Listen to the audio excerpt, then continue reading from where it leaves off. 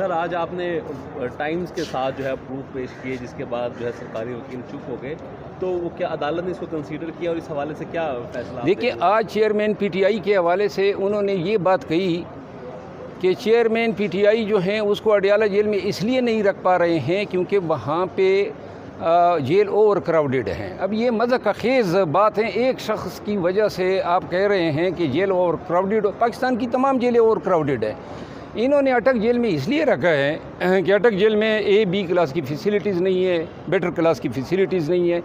अब ये डिनाई करने के लिए जो जेल मैनुअल के तहत या प्रिजन रूल के तहत चेयरमैन पीटीआई को हासिल हैं, और वो आज हमने तमाम मुतल्लिका कानूनी शिकों का हवाला देते हुए अदालत के सामने बताए। दो बातें की मुखालिफ वकील ने कि जी अगर चेयरमैन पीटीआई के घर की तरफ से खाना आता है तो वो मशकूक हो सकता है, लेकिन जो डिप्टी सुपरडेंट जो जिसकी निगरानी में जो खाना दिया जाएगा वो मुसद्दिक हो सकता है। ये वही डिप्टी सुपरडेंट हैं जिसने हम पे बोगस पर्चा कराया, और जो खान साहब के अपने कुक या उनके घर से जो खाना जाएगा वो मशकूक होगा। ये इनकी बातों में कोई मंतिक नहीं है। दूसरी बात कि अडयाला जेल में इसलिए नहीं रख पा रहे हैं कि जेल जो हैं वो ओवर क्राउडेड है। एक शख्स से इसने क्या ओवर क्राउड होना था? अदालत ने कमिटल वारंट अडयाला जेल के सुपरडेंट के नाम लिखा है। रूल 272 कहता है कि कोई दूसरे जेल में ऐसे कन्विक्ट को नहीं भेजा जाएगा जो सिंपल इम्प्रिजनमेंट हो। वो मैंने पढ़ के सुनाया, तो लिहाजा किसी चीज़ का जवाब नहीं है। फिर ये इतना क्यों हमें तंग कर रहे हैं? यानी कि हम ये चाह रहे हैं कि वकला उनसे मिले। 7 दिन उनको हो गए, अभी तक वकला किसी एक वकील को मिलने नहीं दे रहे। अदालत ने हुक्म किया, 3 नाम दिए, हम गए 3 दफ़ा, नहीं मिलने दे रहे हैं। और अदालत को हमने बताया कि आपके अहकामात के साथ ये कर रहे हैं।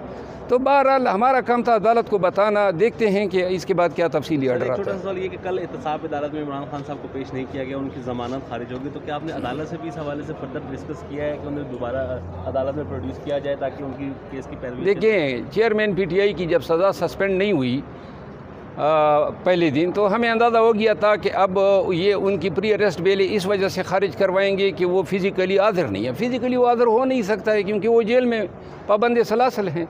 तो लिहाजा उन्होंने अब ये ज़मानत खारिज करवाई हैं। अब सज़ा अगर सस्पेंड भी हो जाए तो चेयरमैन पीटीआई ने वो रिमांडों से गुजरना है, बेल की पिटीशन दायर करनी है। फिर इसके अलावा और बेलें हैं जो टेररिज्म के चार्जेस में हैं या सेशन कोर्ट के हैं, उनमें भी यही सूरत हाल होगी। तो लिहाजा ये मामलात जो हैं ये खींचना चाहते हैं। और एक बात बताइएगा, अभी आपने कोर्ट में 2 जुमले कहे कि चीफ साहब आपका जो नरम रवैया है, अगर आप ऐसे करेंगे तो कोई आपकी नहीं सुनेगा, आप कानून के मुताबिक आर्डर पास करें। आपको लगता है कि ये अदालत कानून के मुताबिक फ़ैसले नहीं कर रही? मेरा ख्याल है कि अगर आज इन मामलात पे कोर्ट नोटिस नहीं लेती है और कोर्ट कानून के मुताबिक अहकामात जारी नहीं करती हैं, जो लोग इनके अहकामात को जो हैं फ्लाउट कर रहे हैं उनके ख़िलाफ़ कार्रवाई नहीं करती है, तो अगली पेशी पर मैं उनको कहूँगा कि जनाब, चूँकि आप अपने अहकामात पे अमल दरामद नहीं करवा पा रहे हैं, तो लिहाजा हम सफ़र कर रहे हैं, और इस हवाले से जो भी मुनासिब बात होगी मैं उस वक़्त कहूँगा। आज मुझे मजबूरन ये करना पड़ा कि जनाब आप फिर भी अपोलोजेटिक रवैये में इनको कह रहे हैं कि इस तरह इनके साथ ना करें। वो हमारे साथ कानून के मुताबिक करेंगे, कानून से ज़्यादा वो किस तरह हमारे साथ कर सकते हैं? और अगर कानून या अदालतें ना हो और हमारा ये यकीन ना हो कि अदालत के पास कानून में इख्तियारात हैं और कानून जो हैं वो रूल ऑफ लॉ के लिए जो हैं शहरियों के हकूक़ को गारंटी करता है, तो हम सरेंडर कर देंगे ना। हम कह देंगे बस ठीक है, कोई अदालत नहीं है, कोई कानून नहीं है, तो हम फिर ये काला कोट या टाई नहीं पहनेंगे। हमें फिर अदालतों से प्रोटेक्शन लेने की ज़रूरत क्या है जब ये अदालतों के अहकामात को नहीं मानते हैं? लिहाजा हम मजबूर हो गए हैं।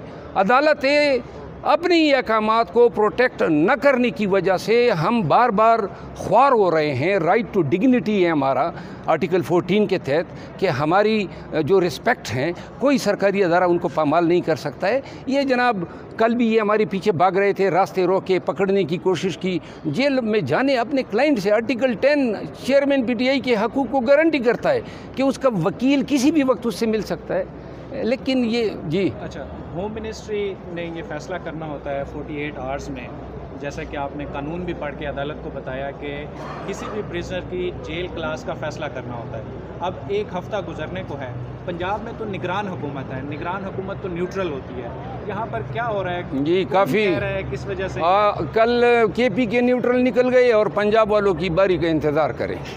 शुक्रिया। शेर अफजल साहब बताइए आपके ऊपर क्या क्या इल्ज़ाम लगाया गया FIR में, और आप समझते हैं कि जिस तरह कोर्ट्स के बाहर फील्डिंग सेट की होती है अभी भी कोई आपको कोई गिरफ्तार कर सकता है? यार मैं एक बात बता दूं, कानून के मुताबिक कोई भी वारंट दिखा दे हमें गिरफ्तार कर दें, लेकिन अगर कोई ज़बरदस्ती करेगा तो ये काला कोट और टाई ने हमें बताया हुआ है कि वो एजाल्ट के मुतरादिफ है, मुँह की खाएगा। Thank you so much. अच्छा सर, आखिरी बताइएगा ये जो ओवर क्राउड बताया जा रहा है, तो इमरान खान तो अगर अड़ियाल आएंगे तो वो तो PTI के जिंदाबाद के नारे लगाएंगे, वहाँ पे भी ऐसा सुनने लगाने दो।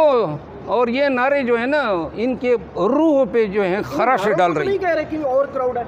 हाँ जी, इन नारों को तो नहीं कहा जा रहा कि जेल में ओवर क्राउड। ये चेयरमैन PTI जिधर भी जाएगा ये नारे लगेंगे, चाहे अडियाला जेल हो, चाहे हाई कोर्ट हो, चाहे सुप्रीम कोर्ट हो। शुक्रिया। बिस्मिल्लाहिर्रहमानिर्रहीम। कल भी बाकायदा तौर पर पूरी एक एफ़र्ट की कि खान साहब से मुलाकात की इजाज़त दी जाए, लेकिन 1 बजे के करीब ये कहा गया कि बीबी साहिबा को तो इजाज़त है लेकिन लॉयर्स जो हैं वो नहीं मिल सकते। आज अदालत को भी यही बताया कि सिर्फ़ और सिर्फ ये हमें समझ आ रही है, इस वजह से ऐसा कर रहे हैं कि जो प्रेस कॉन्फ्रेंस मैंने मुलाकात के बाद मीडिया टॉक की थी, शायद ये उसका नतीजा है और लॉयर्स को मिलने की इजाज़त नहीं दी जा रही, जो कि कानून के मुताबिक हमारा हक़ है।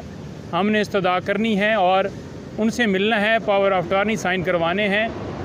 और दीगर केसेस जैसा कि कल आपको पता है कि नैब की ज़मानतें जो हैं ख़ारिज हुई हैं, तो सारी इंस्ट्रक्शंस लेनी होती हैं, तो वो हमारा कानूनी हक़ है। आज सरकार जो है मुकम्मल तौर पर नाकाम हुई इस हवाले से कि वो बता सकें कि किसी जगह के ऊपर लिखा हुआ है कि आपने लॉयर्स को नहीं मिलने देना, आपने डॉक्टर को नहीं मिलने देना, आपने जो खाना है उसके हवाले से आप घर से लाने की इजाज़त नहीं दे सकते, तो कोई उनके पास जवाब नहीं था। लिहाजा जज साहब ने फ़ैसला महफूज कर लिया है। हमारी यही उनसे सदा थी कि खाना जो है मेयारी उनके घर का, क्योंकि उनकी जो जान है उसको शदीद ख़तरात हैं। उनकी जो बेगम साहिबा हैं उनकी तरफ से बाकायदा तौर पर ये हमें इंस्ट्रक्शंस हैं कि आप कोर्ट से इस्तदा करें, और कोर्ट्स के पास ही हमने जाना होता है इंसाफ लेने के लिए, तो लिहाजा हमने इस्तदा कर दी है। बाकी रह गए केसेस जो FIA के हवाले से हमें रोज़ाना हिरासा किया जा रहा था, उस हवाले से भी अदालत ने जो फ़ैसला है वो ये कहा है कि 16 तारीख को आज ऑब्जेक्शंस दूर हुए हैं और 16 तारीख को इसके ऊपर हम समाअत करेंगे। तब तक उम्मीद है कि FIA की तरफ से कोई ऐसा मज़ीद कदम नहीं उठाया जाएगा। लेकिन साथ साथ लॉयर्स की गिरफ़्तारियाँ वो हो रही हैं, जैसा कि कल मौजूदा जनरल सेक्रेटरी सरगोदा बार ज़मीर शराजी साहब को अरेस्ट किया गया, और इस तरह से ही पहले साबका सदर हमारे शफ़कत अवान साहब अभी तक वो हिरासत में हैं, और रात को फिर जो मौजूदा सेक्रेटरी हैं उनको छोड़ दिया गया सिर्फ़ इसलिए कि वो पाकिस्तान तहरीक इंसाफ की तरफ से बतौर वकील पेश होते हैं, उनके वकालतनामे हैं। तो ये मुसलसल हरासा किया जा रहा है। हमारी जो सुप्रीम कोर्ट है उससे भी इस्तदा है कि इसके ऊपर नोटिस लें। पूरे पाकिस्तान में बाकायदा तौर पर तमाम लॉयर्स ने ये सारी करारदादें पेश की हैं और इस सारे इक़दाम को पुरज़ोर मज़म्मत उन्होंने की और तशवीशनाक सूरत हाल करार दिया है। देखें, हमारे निज़ाम अदल का दोहरा मेयार कि जिस तरह बाकी सियासतदानों के केसेस चलाए गए, जिस तरह अदालतों में बाकी सियासतदानों को रिलीफ दिया गया, इमरान खान साहब के साथ वो सलूक नहीं किया जा रहा। इमरान खान साहब एक्स प्राइम मिनिस्टर हैं, वो क्लास वो स्टेटस उनको जेल में देना चाहिए जो कि बदकिस्मती से उनको नहीं दिया जा रहा। हमने अदालत के सामने ये सारे मामलात रखे कि किस तरह अटक जेल से रोज़ाना की बुनियाद पर कैदियों को दूसरी जेलों में शिफ्ट किया जाता है, इसके पीछे क्या मुहरक़ात हैं ये हमें बताया जाए।